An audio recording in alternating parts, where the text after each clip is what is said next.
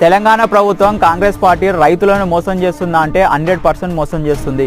ఎందుకంటే వీళ్ళు పవర్లోకి రాకముందు 6 గ్యారంటీలు అని చెప్పి రైతులను నమ్మించారు. అదే 6 గ్యారంటీల పైన పవర్లోకి వచ్చారు.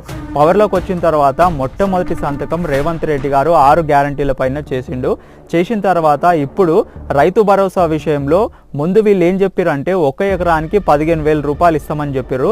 ఇప్పుడు తెలంగాణ ప్రభుత్వం దగ్గర బడ్జెట్ లేదని చెప్పి 1 ఎకరానికి 12,000 రూపాయలు మాత్రమే ఇస్తామని చెప్తున్నారు.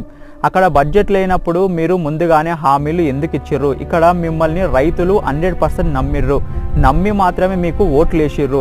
అలా అని చెప్పి మీరు గెలిచిర్రు. ఇక్కడ మీరు ఒకటి క్లియర్గా గుర్తుపెట్టుకోవాలి, అదేంటంటే గ్రామాల్లో ఉన్న వాళ్ళు మాత్రమే కాంగ్రెస్ పార్టీకి ఓటు వేసిర్రు. ఆ ఓట్ల వల్లనే మీరు ఇప్పుడు గెలిచిర్రు. మొత్తం హైదరాబాద్లో ఎవరైతే ఉన్నారో అంటే అర్బన్ ఏరియాస్లో ఉన్న వాళ్ళు మాత్రం 100% కాంగ్రెస్ పార్టీకి ఓటు వేయలేదు. మీరు 100% రైతులను మోసం చేస్తుర్రు. ఇలా చేయడం చాలా తప్పు.